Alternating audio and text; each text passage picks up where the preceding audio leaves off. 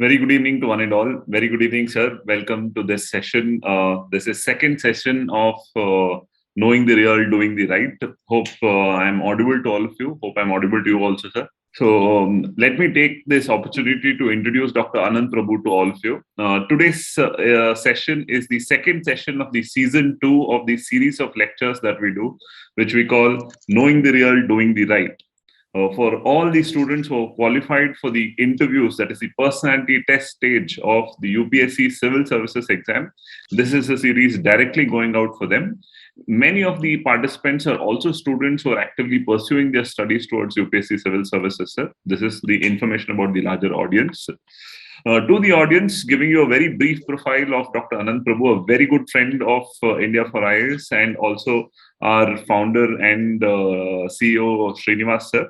Dr. Anand Prabhu is Bachelor's in Engineering Computer Science, MTech in Computer Science, MBA in Information Science, Diploma in Cyber Law, Doctor of Philosophy in Computer Engineering, multiple books that he has authored, multiple journals where he has published, areas of interest being cybercrime investigation, cyber law, and more than 2,500 almost workshops that he has conducted.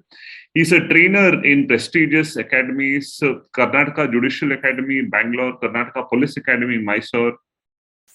He was also presently associated with the Sahyadri College of Engineering and Management as professor and principal investigator of Cybersecurity and Digital Forensics Act.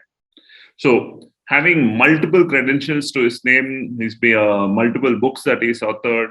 He has a vision to create a cyber safe Karnataka and working towards a larger vision towards a cyber safe India. No better time to discuss the issues and ideas related to cybersecurity and all aspects about cyberspace. Especially every day we get to hear news about activities in the cyberspace and cybersecurity as such.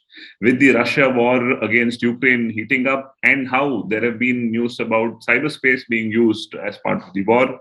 The recent news of how China tried to retract the power grids in Ladakh.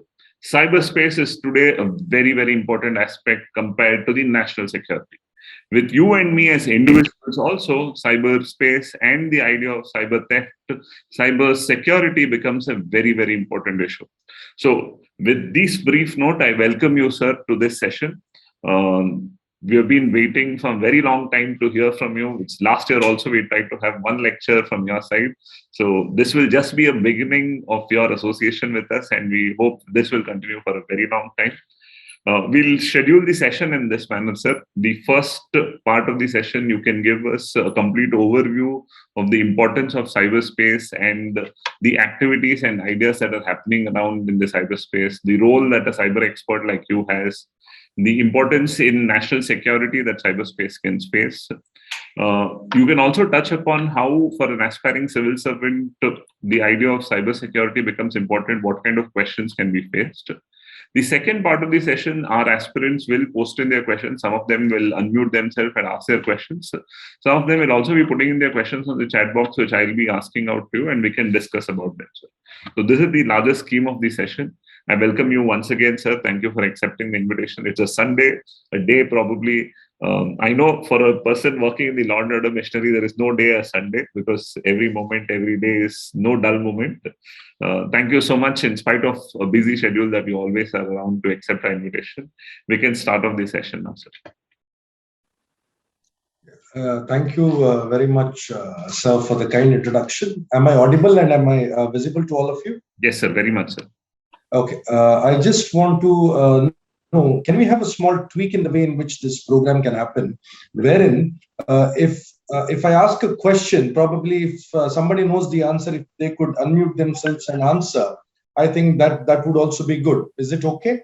Perfectly, sir. That should be fine. Yeah, because I will be giving a gift voucher of 500 rupees of a cyber security course to anybody and everybody who's going to answer the right answer to the questions that I'm going to shoot. So basically what I've done is I've done pretty good preparation for today's lecture, wherein I have made a list of 30 probable questions that are very important when it comes to cybersecurity and computers and the digital space altogether. So what I would be doing is I will ask the question, the first question, and then if you know the answer, you can tell me the answer. It doesn't matter if it is wrong, so that I can also get to know how you are going to present the answers to the panel. All right. So having said that, without wasting any time, you don't have to switch on the video. That's absolutely fine. If you wish to, you can do that as well. But otherwise, you can unmute yourselves and you can just tell the answer. All right. So the first question that I'm going to ask is, this question is a very important question. That is, what is the difference between cyber security and information security? Anyone? The question is open to all of you, both being aspirants and others. So please go ahead and answer the question. You can unmute yourself and answer. That would be first preference. I'll wait for 5 seconds. If you don't get the answer, I know that you're going to Google and you're going to search the answers. I'm not going to give that much time. But anybody here? Information security and cyber security difference? Okay, so if this question is asked to you, what you'll have to tell is cyber security is the bigger set. Okay, the subset of that is information security, and the subset of that is network security. So when we talk about cyber security, basically what we talk about is computer security, your mobile device, handheld device security, and all these things as a large, the bigger picture is cyber security. But when it comes to information security, it is limited or restricted only to the security of the data. For example, you have a big company. You are the owner of, say, Amazon. Now you have the data of all the customers. Now you have to make sure that the data of the customers is safe. It should not be leaked. It should not be tampered. It should not go through anything that the customer would not be happy with. So maintaining three things are basically the goal of cybersecurity.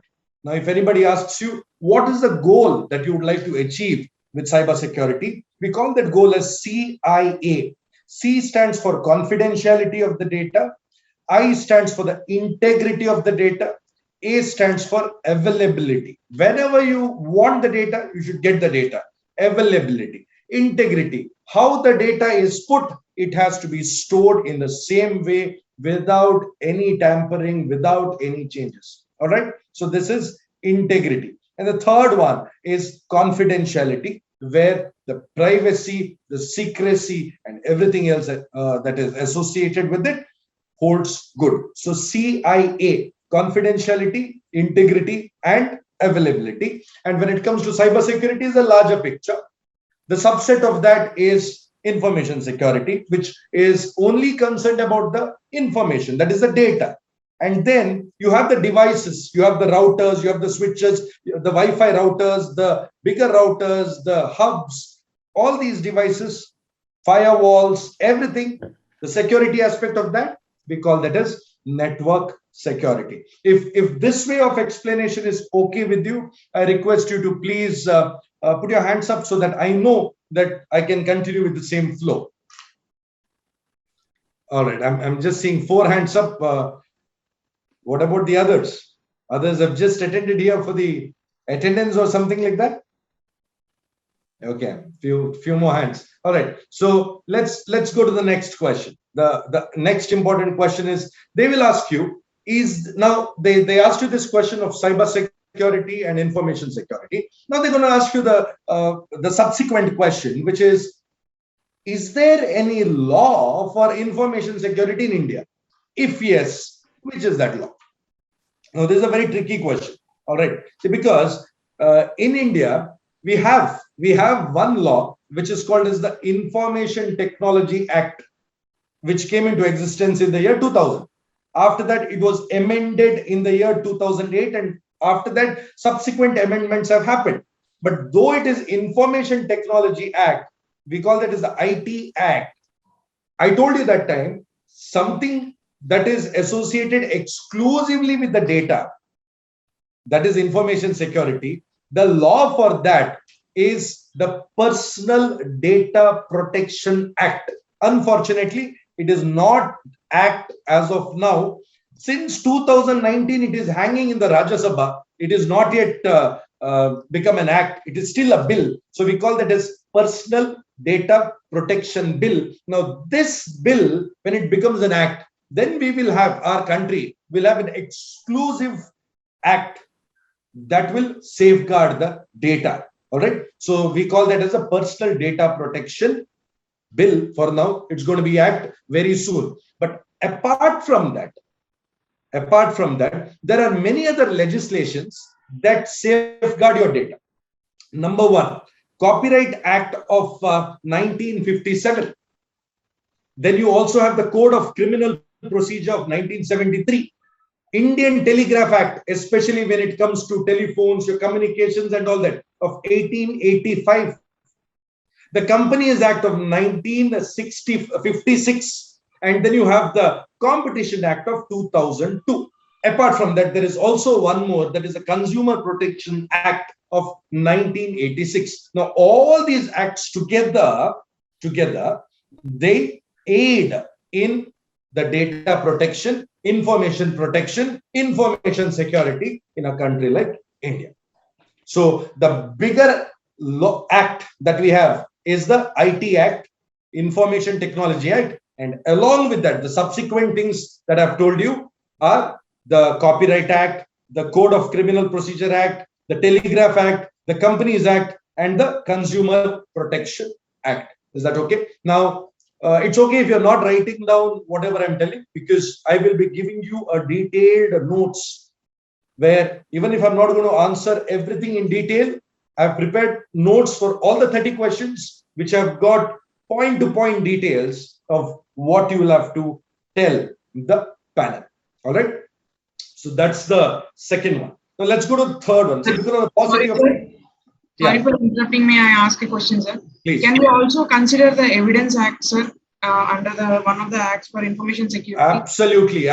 You can add that as well, because whenever there is a cybercrime case or anything, so the 65B has to be produced, which tells who was the user of that particular device. All right. So that also can be added in whatever I've said right now. So the Indian Evidence Act, please add. All right. It's a very good point that you've raised. So 65B is the main important thing when it comes to every cybercrime case right now, because the court will not accept any whatever you produce, the device or your hard disk or anything, without 65B certificate. Good. May I know who was this question? Sir, my name is Apurva, sir. Okay. Later you will also be getting a voucher. Good. So let's go to the third question. Now the third question is, what is cybercrime? Generic question. What is cybercrime? And give an example. What are the different types of cybercrimes? Now, remember, any crime that is committed using a computer is called a cybercrime. That was the earlier definition.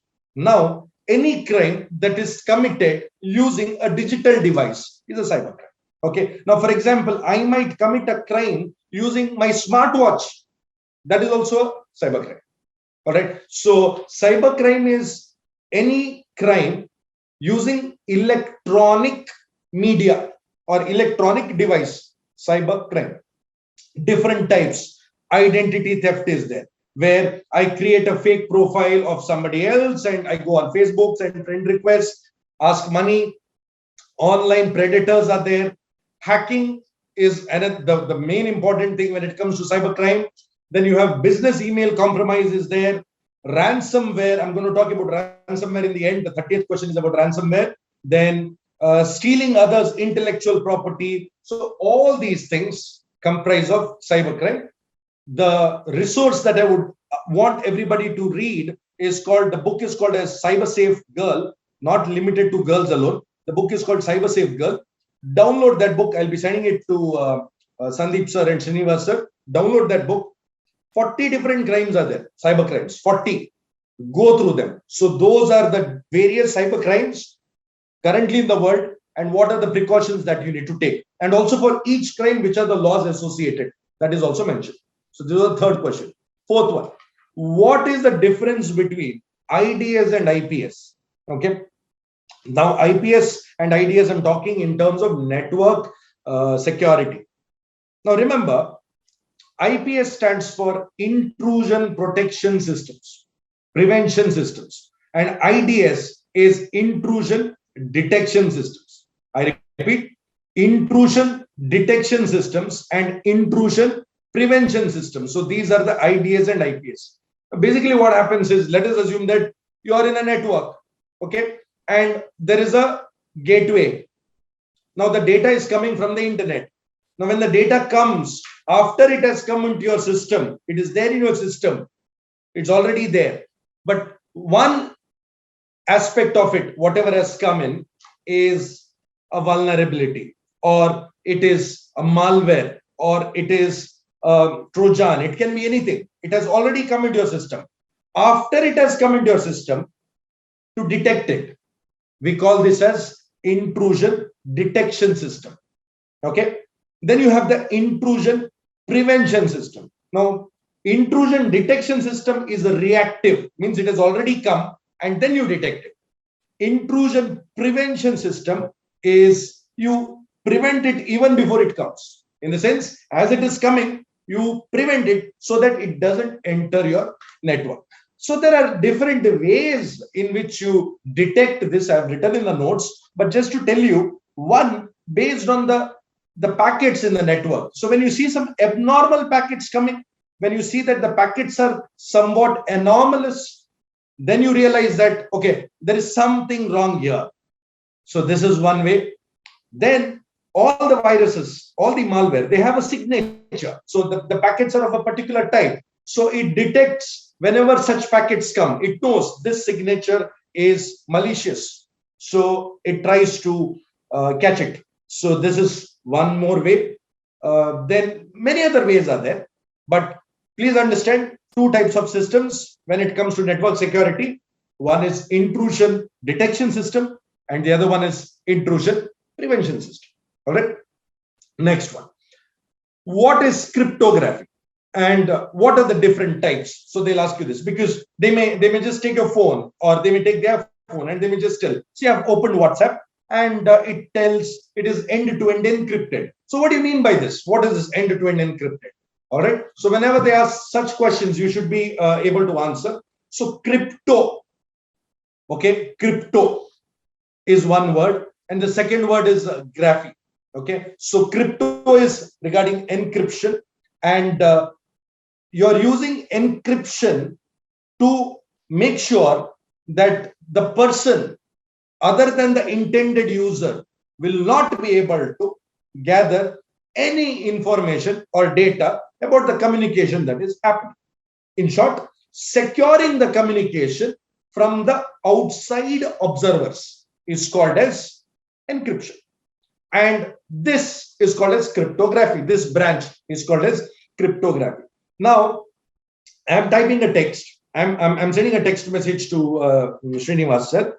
So the message is like, hi sir, how are you? Now this message is plain text. Okay, it's plain text. Anybody can read it. Now what I'm going to do is I'm going to use certain mathematical functions and I'm going to encrypt it. And then I'm going to send it. Now what Srinivas sir has to do is he has to decrypt it. So if he gets the message as it is, he would not be able to understand anything out of it because it is not readable. But when he decrypts it, he gets the plain text back. So plain text, encryption, encrypted text goes to the receiver. He decrypts it, decrypted text is plain text. So we use the words plain text and ciphertext. So anything that is encrypted is ciphertext.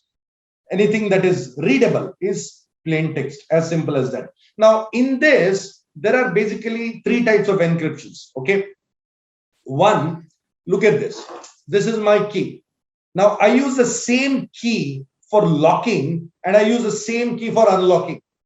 Correct? Same key for locking, same key for unlocking. We call this as a symmetric key encryption.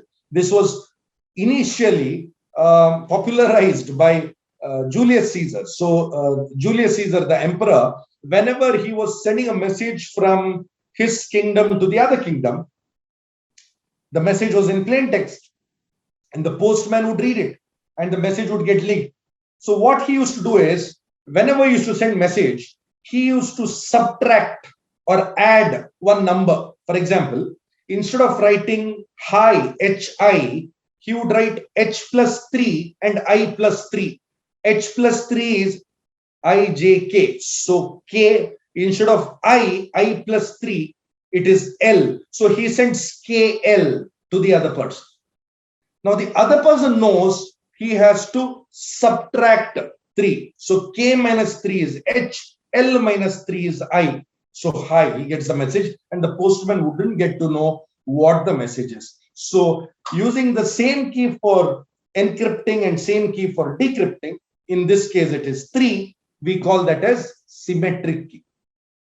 Now there's one more, which is asymmetric key, which means there are two keys. One key for encrypting, one key for decrypting. This is a wonderful way of encryption and decryption.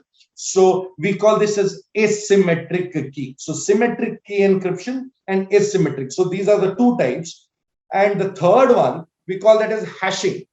Now hashing is basically something similar to encryption, but in encryption you can get the original message back. But in hashing, you're not getting the original message back, but you only get to know whether the data that you have received is tampered or not. Simple. Okay. For example, you have a hard drive. You have a hard drive. You take a hash value of that, a very small number. You will get a very small number, a hash value. Okay. And you keep the hard drive for 1 month in the cupboard.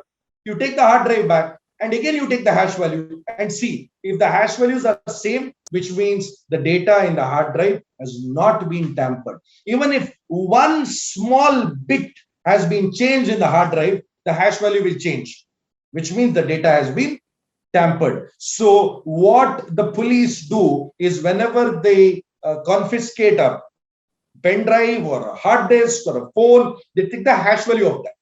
Okay, they take the hash value of that, so that they produce the hash value to the code, so that tomorrow nobody can tell that it has been tampered. So basically, three types. One is symmetric key encryption, asymmetric key encryption, and hashing.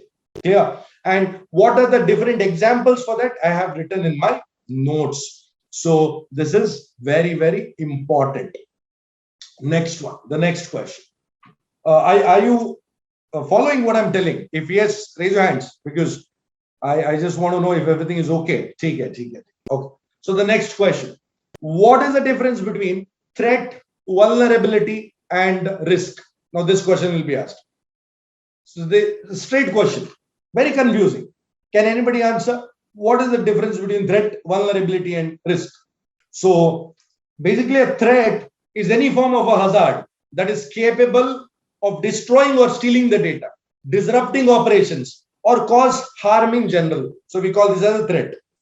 Vulnerability is a possible problem or a flaw in the hardware, software, or procedure in the organization. Possible. Now, vulnerability means there is a problem. It has not yet become a problem. Do you understand what I'm telling? There is a problem, but the consequences are not visible for now. There is. Now you have to patch it. Threat means it is there. It's a problem. Then you have something called as the risk. So risk is a combination of vulnerability and threat. So risk is a combination of vulnerability and threat, which is calculated by likelihood of the threat into vulnerability impact. This is how risk is calculated. Now, threat is already there. The problem is already there. Vulnerability can be physical vulnerability, software vulnerability, human vulnerability, zero-day vulnerability, different types of vulnerability. So this is how you have to answer. Threat, big problem. There, it is there. Vulnerability, possible problem. There is some issue. Risk, threat into vulnerability. That is, threat and vulnerability is risk. The next one. What is a firewall? Now, I told you that time when we were talking about intrusion detection and prevention. So firewall basically is the gatekeeper. He's like the watchman. Now, for example, you must have seen when you were in college, I don't know how many of you have browsed the internet in the college. Usually what happens is, if you have internet in the college, the internet is monitored.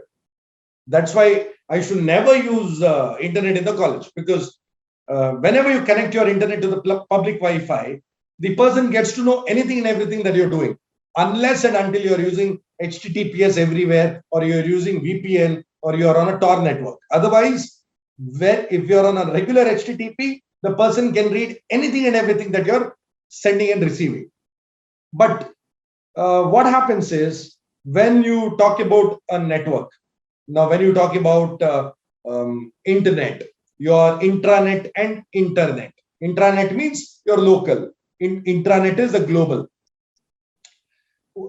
See, lot of data comes. Now, I'm giving you a very simple example. So you have a phone. Now, you have one internet connection to your phone. Now, on your phone, you're having YouTube running, you're having WhatsApp running, you're having your Gmail running, you're having some other thing downloading going on. All these things are going on parallelly. Now, from the internet, the data is coming. Now, when the data comes, how does it know that which data from the internet has to go to which application? Which data from the internet has to go to YouTube, which has to go to WhatsApp, which has to go to Chrome? How does it do? It knows, because all the data packets have got something called port numbers. So basically, there are 65,535 ports. Okay, 1 to 65,535 ports are there. That many ports are there. And every application has got a port number. Every application uses a particular port number. So Facebook uses a port number. WhatsApp uses a port number. They may ask you this question of which are the port numbers which WhatsApp uses. So I don't know, they may ask or they may not ask, but be prepared for such questions like WhatsApp. Okay, so how do I ban Facebook? So you know that this particular application, Facebook, uses this port. So what you do is, in the firewall, you block that port. So any data coming off that port is blocked there only. It doesn't enter. Or you block the domain only. Anything that starts with www.facebook.com doesn't enter only. So we call this as a firewall. So firewall is basically a gatekeeper who decides what data can come into the network and what data can go out of the network. So basically, there are three types of firewalls. One is a hardware firewall. You have a hardware device, a software firewall, and a combination of hardware and software firewall. And these days, we call them as the next generation firewalls, because they have inbuilt not just firewall, that is the data, it blocks it and all that. It is also having the intrusion prevention system and intrusion detection system along with it. So this way, one device does all the things. It's like a Swiss Army knife. A lot of things one device does. So we call this as a firewall. So firewall can be hardware, software, or both. And different types of firewalls are there. But the new generation or the next generation firewalls are also having the intrusion detection and prevention system with them. So this is about firewall. Next one. So they may ask you any questions? Okay. So they may ask you this question now, the eighth question. What is the difference between who is a hacker and what are the different types of hackers? So basically, anybody who hacks into the computer is a hacker. What do you mean by hack into the computer? Anybody tries to use or operate the device without the permission or without consent is a hacker. Now, basically, there are three types. There are many more types, but generally, we talk about three types of hackers. So the first one, we call them as black hat hackers. Now, the black hat hackers are the good guys. Is it? No. The black hat hackers are the bad guys. Now, what do these black hat hackers do? They are the bad people who use their technical capabilities to destroy, to cause damage, to cause trouble. So these are the black hat hackers, the most critical hackers. So their only intention is to disrupt the operations.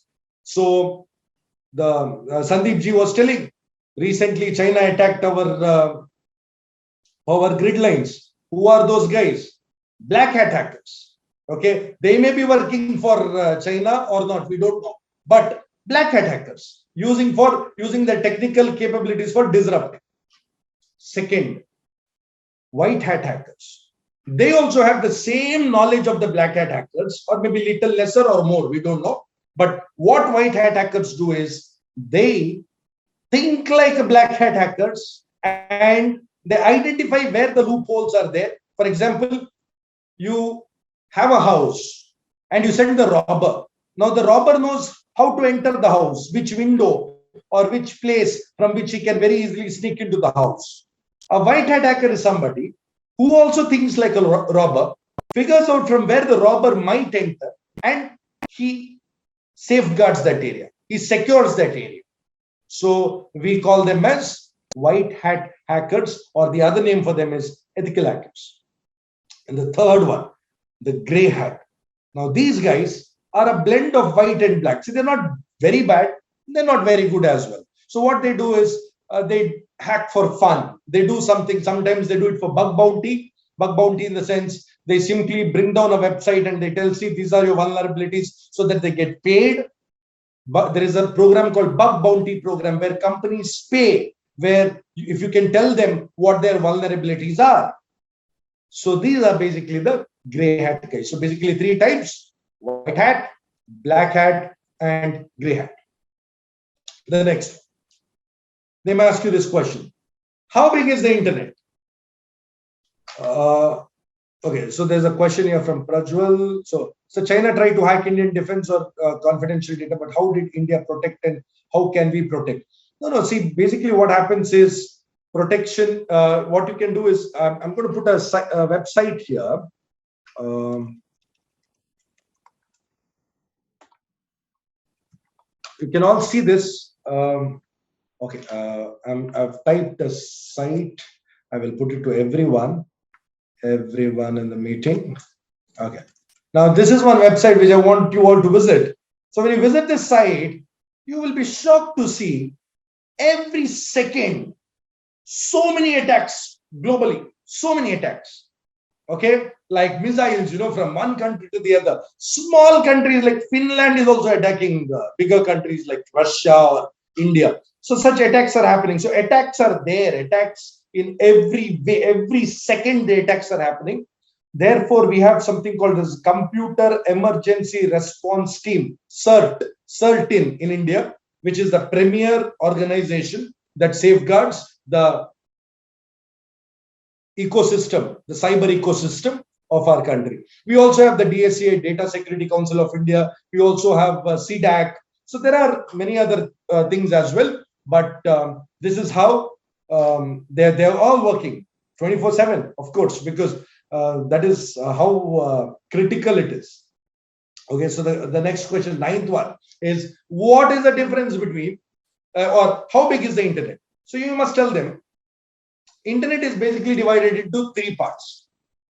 What we see on the search engines, like you search on Google, Anant Prabhu. So what results you get? That is the surface web or the clear net. If you put Anant Prabhu's Gmail inbox, will you get it on Google? No. Why? Because though Anant Prabhu's Google inbox, Gmail inbox is in the internet, it is not indexed by the search engine. What is not indexed by the search engine is the deep web. So the deep web is 90% of the internet. 90% of the internet is deep web. And 4% of the internet is the surface web. Now, what about the remaining 6%? The remaining 6% of the internet, we call that as the dark web. So dark web is bigger than the surface web. Dark web is where drugs, prostitution, arms, ammunitions, and all these trading happens. And how can you use the dark web? Can you use the dark web like how you can open www.google.com? No. Remember, google.com, anantprabhu.in or .com, sayadri.edu.in. So all these .com, .in, .co, .in, .net, all these are called the TLD, top level domain. So there are about 1,500 of them, .org, .us, .net, .tk and all that. There are two domains. One is .I2P and another called .onion. Now you can never open a .onion website on Google Chrome or Mozilla Firefox or Safari. No. You need a specialized browser called Tor browser for that. Similarly, you can't open .I2P on a regular browser. You need the Invisible Internet Project for that. There is also something called as the Freenet. So all these Freenet, I2P and Tor, they comprise of the dark web. So surface web, deep web, dark web. All right. Next. What do you understand by unicasting, multicasting, and broadcasting? So this question can be asked. So just now Prajwal asked me a message.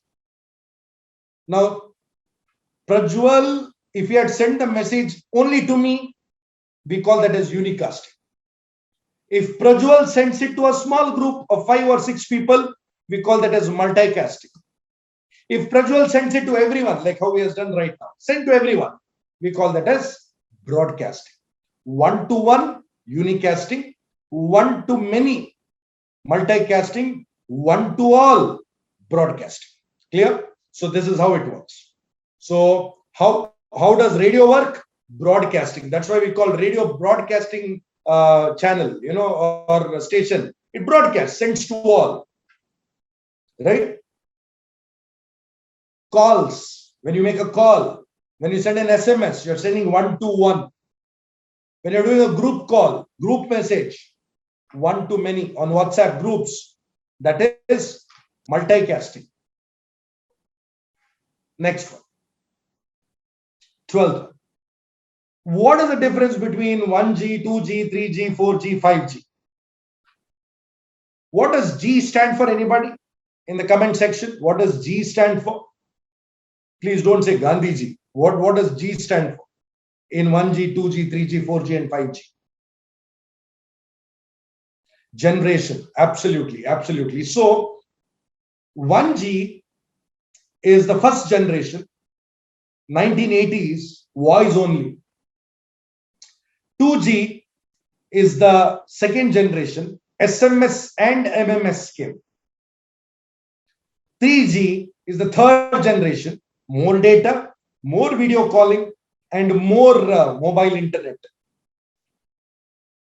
4G is what we are using currently. In 3G, the maximum speed was around 2 Mbps. 2 Mbps. 4G, which we are using right now, is about 100 Mbps for 4G, the current standard. But also the 5G has come. Some countries are using it. 20 Gbps. You can imagine how fast it is, right? So that is an exponential improvement of 4G, that is 5G. Clear. So let's go to the 13th question. Very important for the current scenario. They may ask you, a lot of jobs are being taken over by computers, by robots, and all that. But now the computers have got even more intelligent. So we are hearing about artificial intelligence, machine learning, deep learning. So what exactly is that? What is AI, ML, and DL? So artificial intelligence is a broad area. A subset of that is machine learning. A subset of that is deep learning. Like how I said that time, the cybersecurity is a broader area. Subset of that is information security. Subset of that is network security, right? So artificial intelligence is about making the computer think without or think like a human. We call this as artificial intelligence. Now, for example, you have a chess game. You play a game, a chess game. So the traditional chess games, they were coded by humans. So if human makes this move, computer has to make this move. So all that lakhs and crores of different moves were coded into the computer. So that is how the chess was written. But now the computer can think like a human and play. How?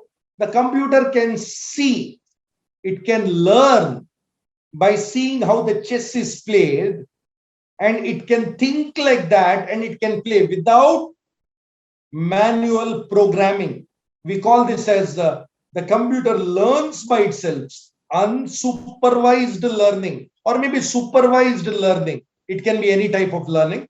So sometimes it can also be a reinforcement learning. So supervised, unsupervised, or reinforcement. Reinforcement is a combination of supervised and unsupervised, but whatever it is, making the computer learn by itself and get better and better.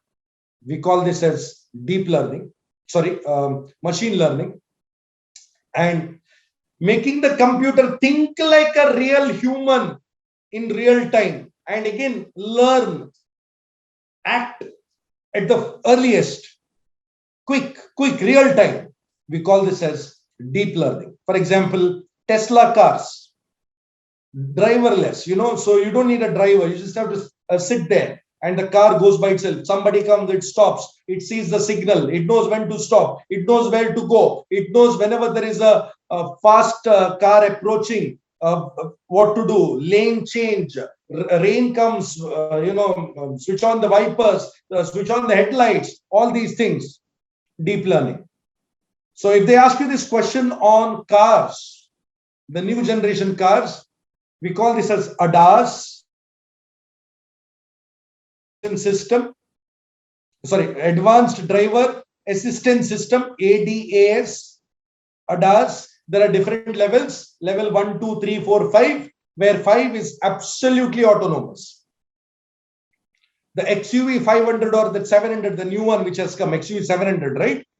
That is, they are saying it is ADAS level 2, where whenever a fast approaching car is there, so it slows down. Whenever it changes lane, it knows how to come back by itself, all these things. Or reverse parking by itself. Yeah. So all these things.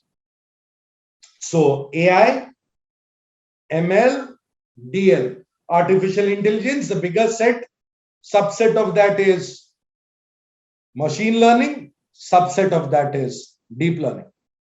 Okay, next one. So they may ask you this question. What is IoT? Internet of Things, what is it? Now, for example, I have a regular speaker. I put internet into this. It becomes a smart speaker. Simple. I have a cup. I put internet into this. It becomes a smart cup. Now you may say, what nonsense? How can this cup become a smart cup? Of course it can become. I can put a sensor into this, which will keep track of how much water did I drink every day. I can put a sensor into this, which can tell what is the quality of the water that is going into it. What is the TDS level? I can put a sensor which can tell what is the temperature of the fluid that is there into it. I can put a sensor into it which can tell what is the nutrition level of whatever I'm putting into it, the juice or anything, calorie, anything. You can put any number of sensors and you can make it a smart cup. I can also put a sensor into it which will tell me, which will remind me when I should drink water. Yes or no? So smart cup, smart speaker, everything is smart. So currently the human population in the world is 7 billion. And the smart objects in the world currently by now it's 2022, the projection for 2025 is 25 billion, which means every person will be having 4 smart devices. One is phone, smart. Second may be your watch. Third, the Alexa. 4, it may be that robot, which is there, the vacuum cleaner, the robot mopping. So it can be anything. So smart devices, number 1. Then to control the smart devices, you need an IoT application. Yeah. And there is a graphical user interface. So these are the things. So whenever you connect internet, whenever a tangible object, tangible means anything that you can touch. So whenever a tangible object is connected with internet, it becomes a smart object. Clear? So that's about what? IoT. So when we talk about IoT, examples, if they ask you what are the different examples, you can say connected cars, connected homes, smart city. Mangalore is a smart city right now. Yeah. So what do you mean by a smart city? Simple. There is a garbage bin. You put trash into it, right? So when the trash level increases, usually what happens? People, senseless people, no, they go on putting. Even if it is full, they put. They don't go to the next bin. They go on putting, and it falls down. Huh? Modi ji wants Swachh Bharat, and these people do like this. So what they have done is they put a sensor into the trash bin, trash cans. So when it reaches 70%, it sends a message to the municipality telling that this basket or this can or trash can is going to be filled very soon. Come and empty it. And the municipality guys will come and they'll empty it. One of the examples, right? So smart city, smart buildings, your quality of the air, lighting, rainwater harvesting, everything, all smart. So this is IoT. If it is clear, hands up, please. Hello? Yeah. Okay. So the next one. What is cloud computing? And they may ask you this one term that you might have not heard of, which is called as serverless computing. So what is cloud computing and what is serverless computing? So assume this, you are running a theater and Friday, Saturday, Sunday, you'll have a lot of rush. Monday to Thursday, no rush. Friday, Saturday, Sunday, you need 3 people, 3 computers. Monday to Saturday, Thursday, you need 1 computer. Now, if you go by the regular server, you will need 3, where 3 will be working on Friday, Saturday, Sunday, but Monday to Thursday, only 1 will be used, 2 will be vacant. So what they did is they told, let us go for an option where you can borrow how much you want well in advance. So you tell on Monday to Thursday, I need just 1 system. On Friday, Saturday, Sunday, I need 3 systems. So accordingly, we will bill you. And don't worry about the system. We'll just give you an interface. The system, the computing, the processing, the storing, everything will not happen at your place. It will happen somewhere. And wherever you go, you can access it. Wow, beautiful, right? So we call that as cloud. So this you have to book well in advance. Now the same thing they tweaked. What they told is, don't book well in advance. Use how much ever you want. Pay as you go. This is serverless computing. So similar thing, cloud computing only. In cloud computing, you reserve well in advance. In serverless computing, you don't reserve well in advance. You're not bothered about the underlying architecture at all. Whatever you want, you will get. When it comes to computing, we call this as serverless computing. More details are put in the notes. Next one. What are biometrics? Very important question. What are biometrics?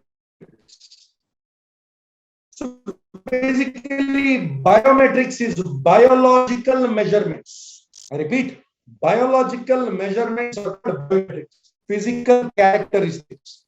3 types. Number 1, biological biometrics. Number 2, morphological biometrics. Number 3, behavioral biometrics. Biological biometrics is your DNA, your blood sample, your sweat. All these things are biological biometrics. Number 2, morphological, your fingerprints, iris, retina. You have this spherical veins, that one. and it can also be your finger geometry, hand geometry, shape of your ears, face recognition. All these are morphological biometrics. Finally, you have the third one, behavioral biometrics, the way you speak, the way you walk. We call that as gait. Okay, so the way you walk, I will tell it is you. My video camera, surveillance camera can tell it is you by the way you walk, or the way you type the password, the keyboard, how you use the keyboard. All these things are your behavioral biometrics. So biometrics is biological metrics, 3 types. Sorry, biological measurements, 3 types. First one is biological biometrics. Second one, morphological biometrics. Third one, behavioral biometrics. Next, what is AR, VR, MR? You must have seen whatever we are seeing right now is the real world. If I put those 3D glasses, like the virtual reality glasses, and I see I'm in some other world only. The other day it happened. There is a 50 rupees or 100 rupees device that you get called Google Cardboard. You can buy it on Amazon. So yeah, I will. Benaka Prasad is asking metaverse. I'll talk about it. So you put that glass like this. You take your phone, you go to YouTube, and you put a 360-degree video, cardboard videos you get. If you search on Google, on YouTube, cardboard videos, you get them. So I put that.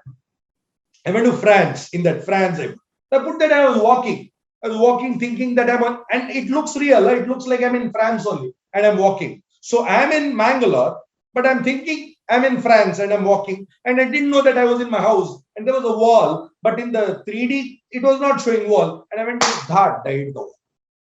Yeah. So virtual world crashed. So this is virtual reality. Another is, you have, how many of you have studied 10th standard in this group? 10th standard.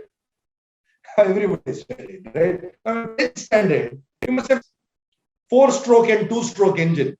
And there's a diagram, and you can't make out only what it is. When you look at the diagram, which is the first stroke, second stroke, you can't make out.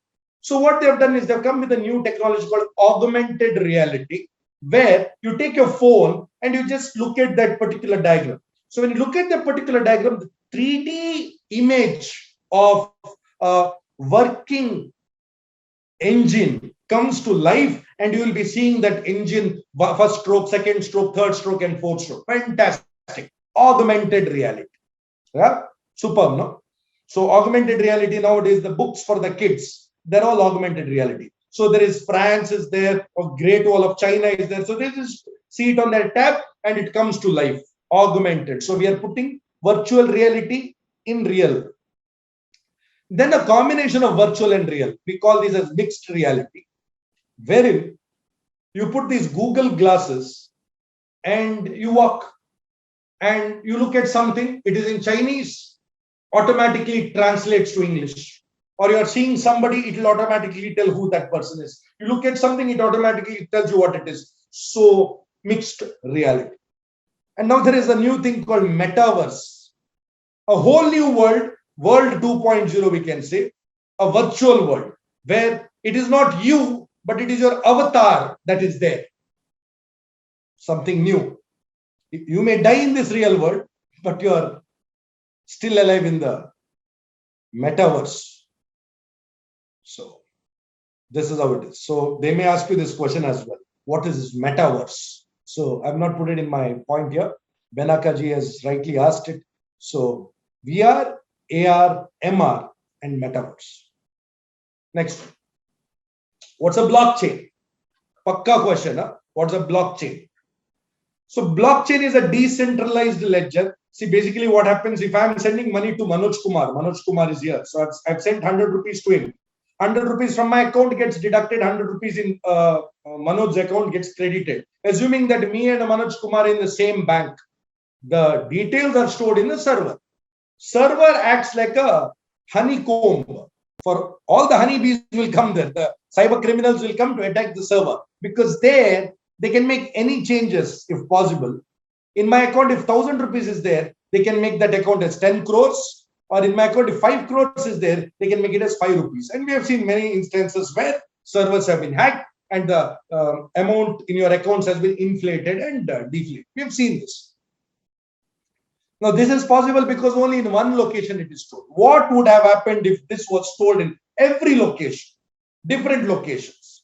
So instead of a central ledger, we have distributed ledger. So blockchain is a distributed ledger, number one. And number two, every block, a hash value is calculated so that a small tampering that is done in the block, the hash value changes and everybody gets to know that you have tampered.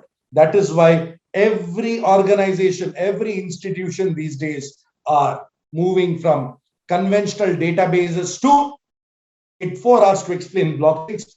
To this blockchains. Currency was not there only. First, currency was not there. Barter system. So barter system where I give you 1 kilo of rice, you give me 2 kilo of wheat. Then slowly they started arguing. Hey, why man, I'm giving 1 kilo rice, you're giving 2 kilo wheat.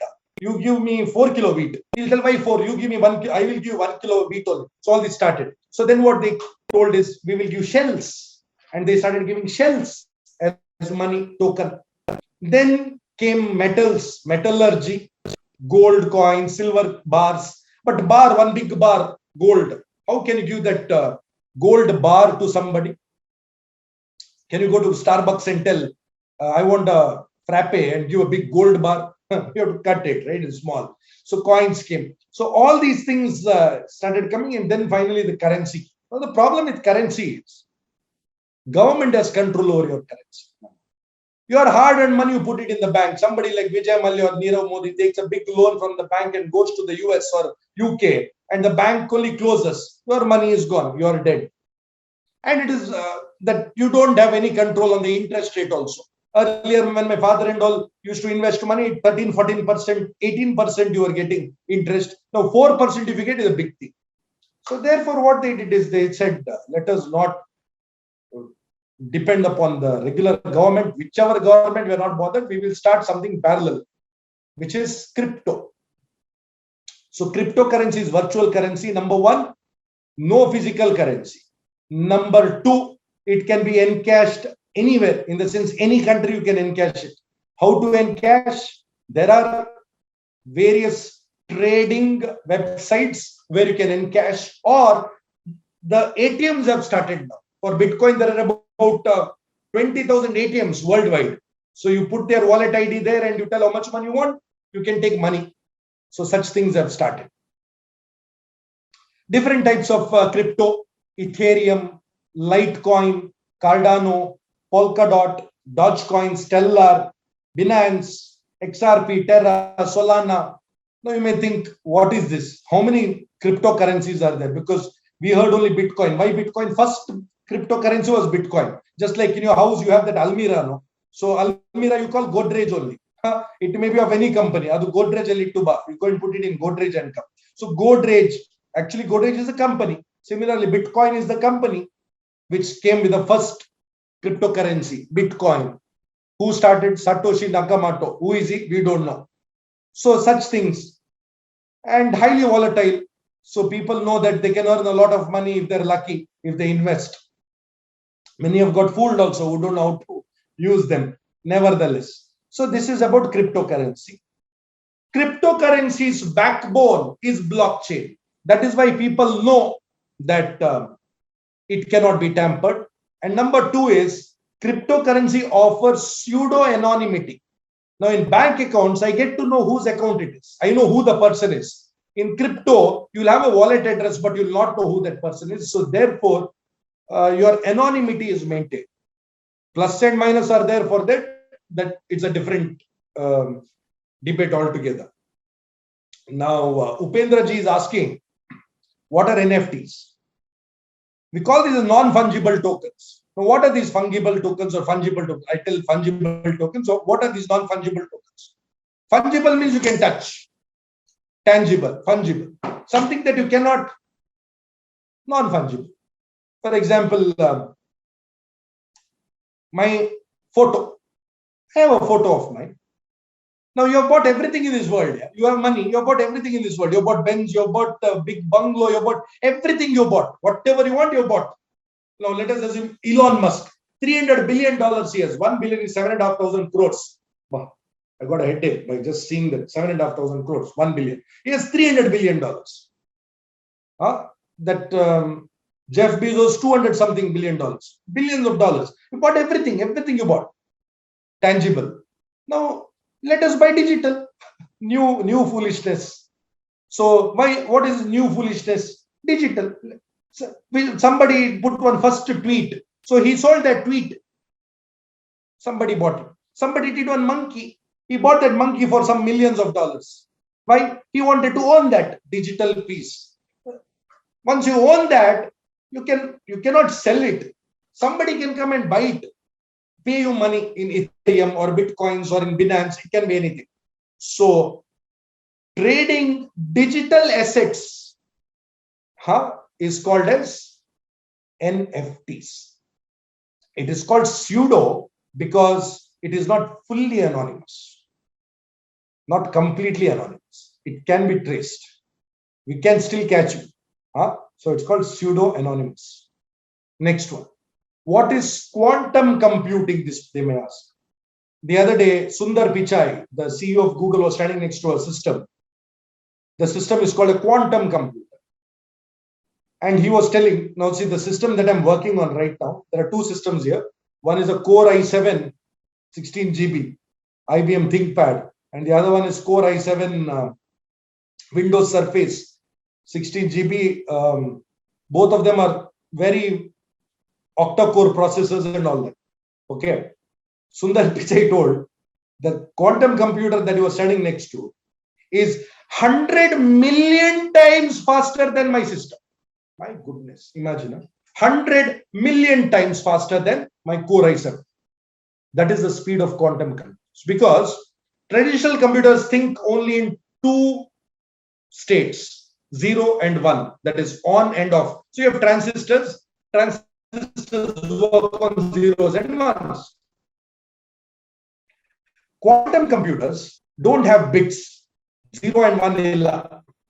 They work on qubits, quantum bits, which is 0 and 1 and something, a state which is from 0 to 1. 0 and 1 at the same time. Like you flip a coin, it can be head to tail, and when you flip that in the between, no, it will be 0 and 1 at the same time, no, head to tail at the same time. So that state, very difficult to comprehend. I will need a lot of time to explain, but I want you to know that quantum computer uses two main fundamental aspects. One is called superposition, another is called entanglement.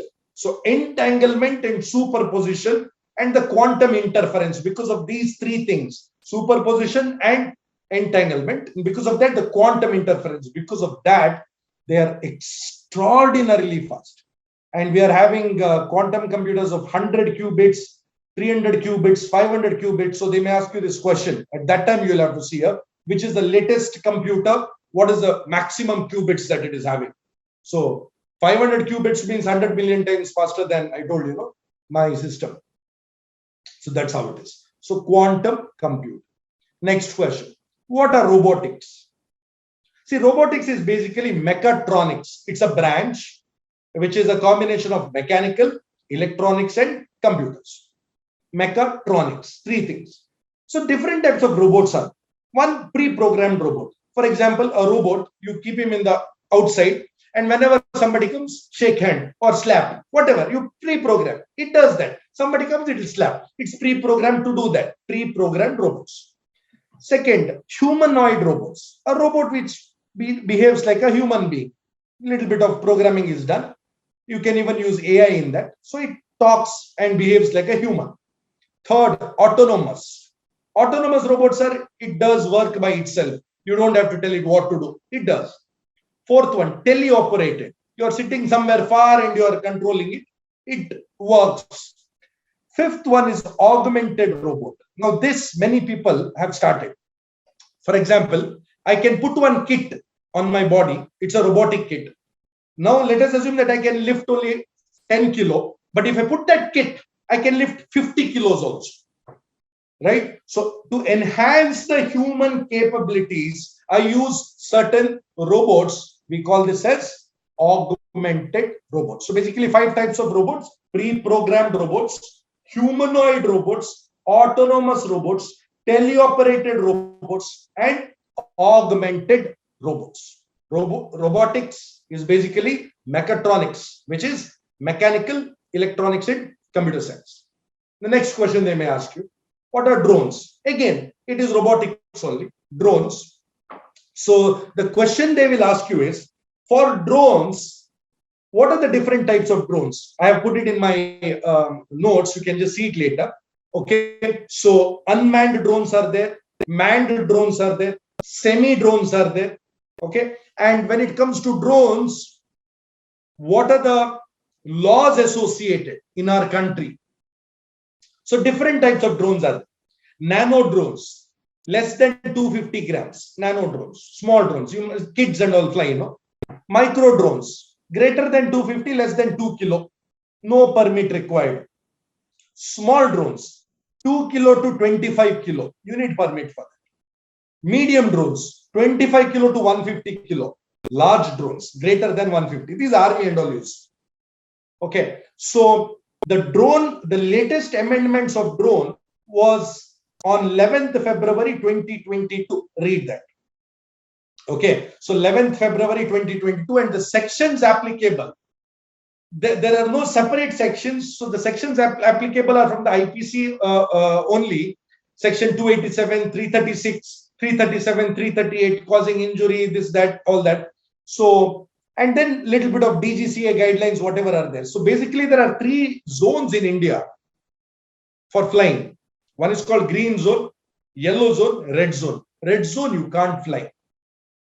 How much meters you can fly, what you can do, all these things are there in the drone guidelines. Please see them. Up to 200 meters where you can fly, where you can fly is lesser than that.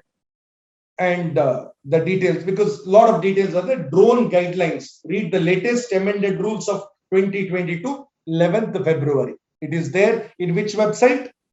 The platform for drones in India is called as Digital Sky. So you can go to that website.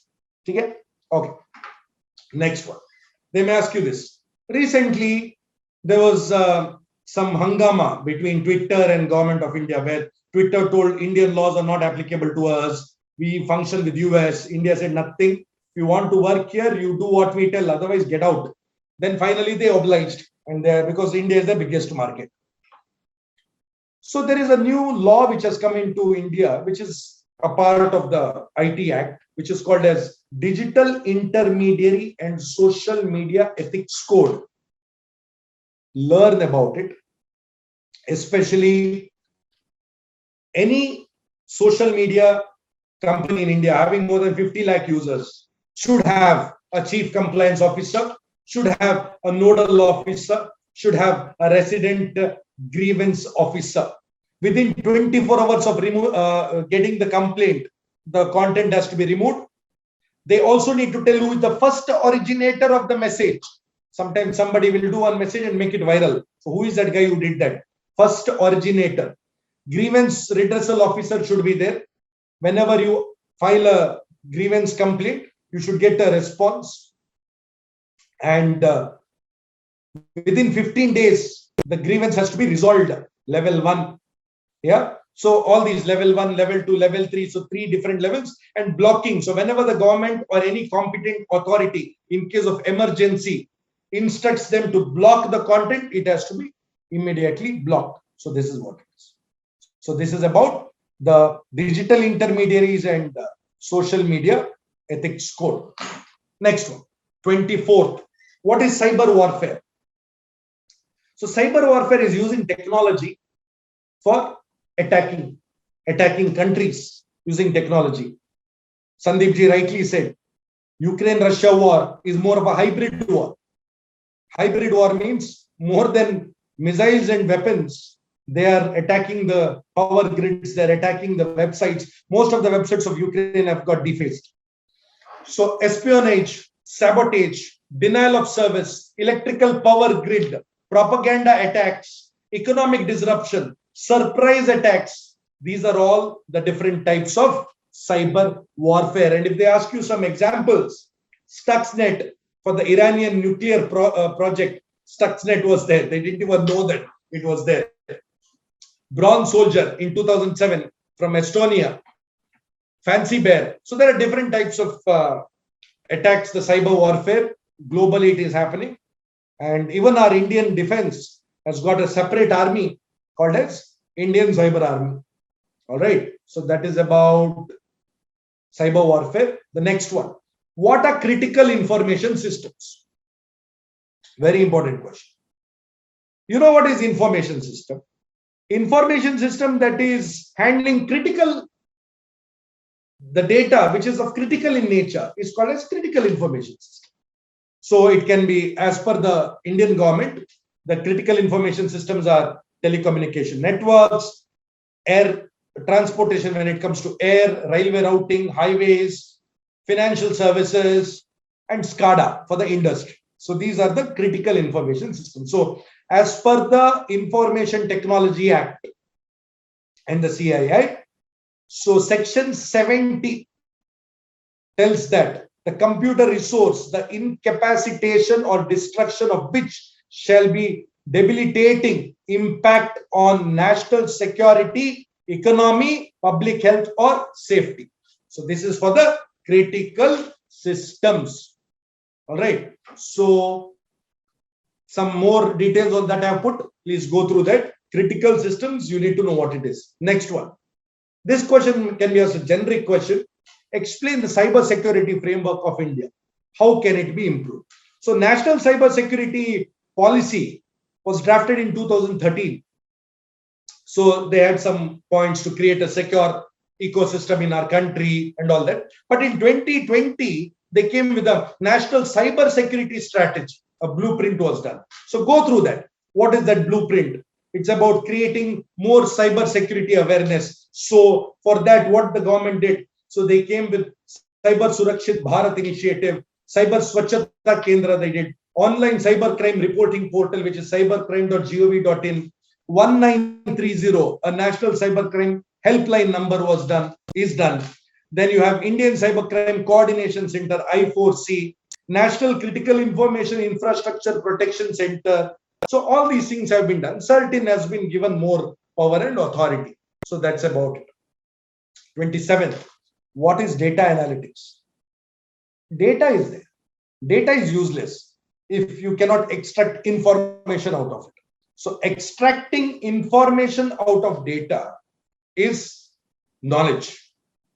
And with that knowledge, how to use it to escalate our business or do something better.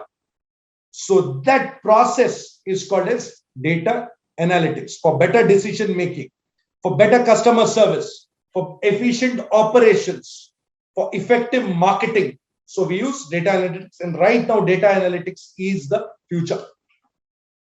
Okay, so it involves different steps like understanding the problem, collecting the data, cleaning the data, exploration, and all that. So they are also using different tools like Python, R, Tableau, and different other languages for extracting the data for analytics of the data. A simple example, see, you go to the supermarket and you order bread. So as per the data analytics, we know that somebody who orders bread, he also orders butter with, or he also orders jam. Now, who is the person who usually orders butter? Who is the person who usually orders jam? How often does he order butter and jam? So all these analytics. Simple example, one more. What videos you like on YouTube or what you watch, based on that, YouTube tells you these are the videos that you may be interested in. Amazon tells you these are the products that you may be interested in. How do they know? They know more than what you know about yourself. So this is how it is, right? Okay. Next question they'll ask is, what is the difference between IPv4 and IPv6? Or if there is a crazy person, he may also ask, what about IPv5? Where did that go? Yeah. So IPv4 is the version 4 of the Internet Protocol. It's a 32-bit address. So total about 4 million addresses were possible with that. Yeah, 4 billion addresses. Already I told you, smart devices, everybody's having 2 phones. World population is 7 billion, where 4 billion IP addresses are enough. So what we did is from 32-bit, we moved to 128-bit IP address, IPv6, where IPv4, the addresses were separated by dot, which we call it as period. IPv6, it is by colon. So what you can do is you can just take your phone and just type, what is my IP address? And there is a 90% chance that the IP address in your phone is a IPv6 and not IPv4. So what are the differences between IPv4 and IPv6? You can just tell them. Why IPv6? Basically, IPv6 came because IPv4 addresses were getting exhausted. So we wanted more and more IP addresses. Okay. And for better networking and all that. So IPv6, IPv5.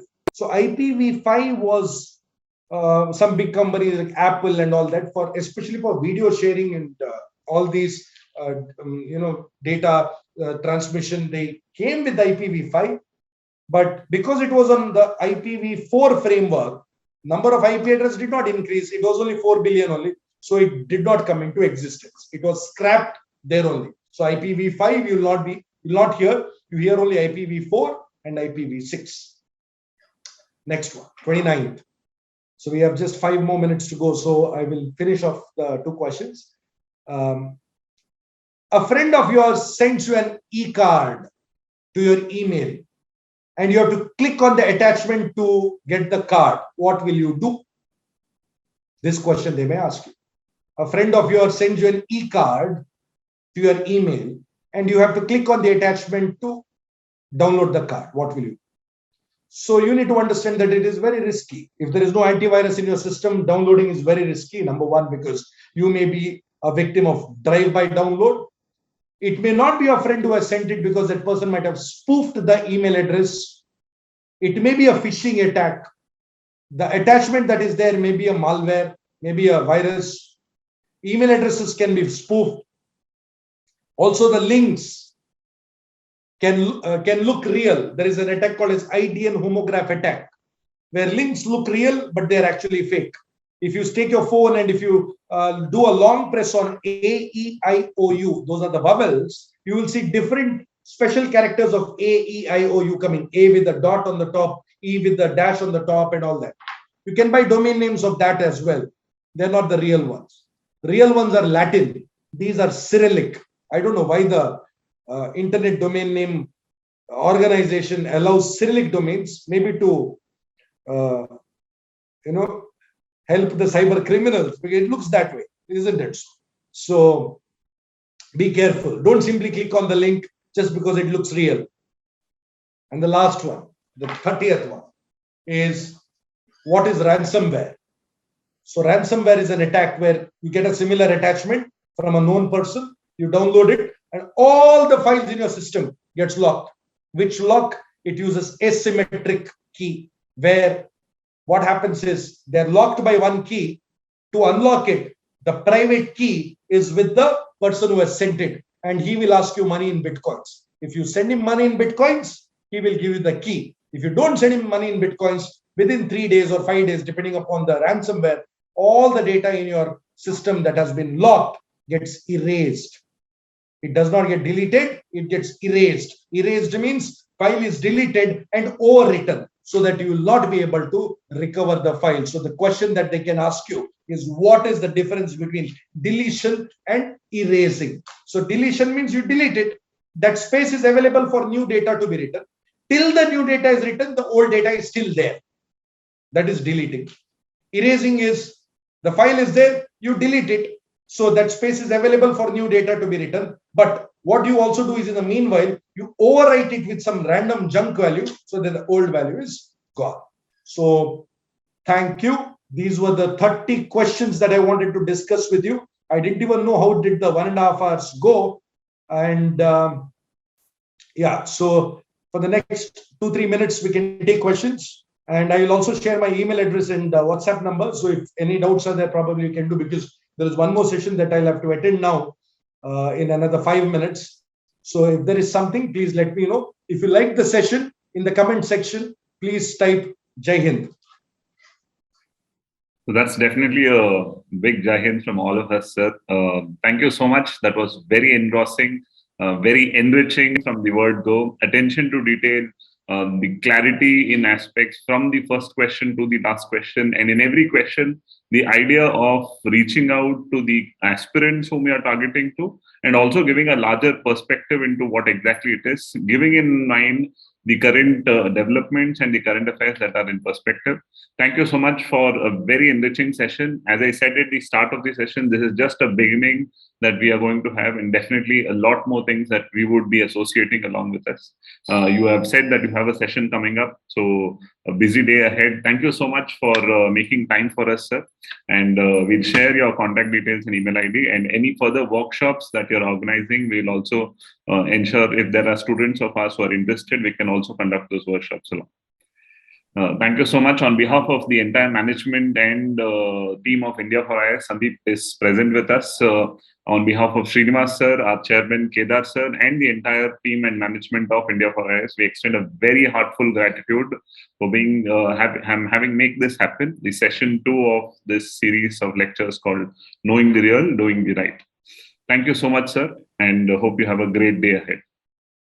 Thanks a lot, sir. And I'm going to share my, I'm going to share the details anyways I've shared. And also, if there is the 30 questions that I have drafted here, sir, yes, I'm going to send it to you so that you can just send it to the entire group. Fantastic. Thank you so much, sir. Kindly do so, share it. Thank you, sir.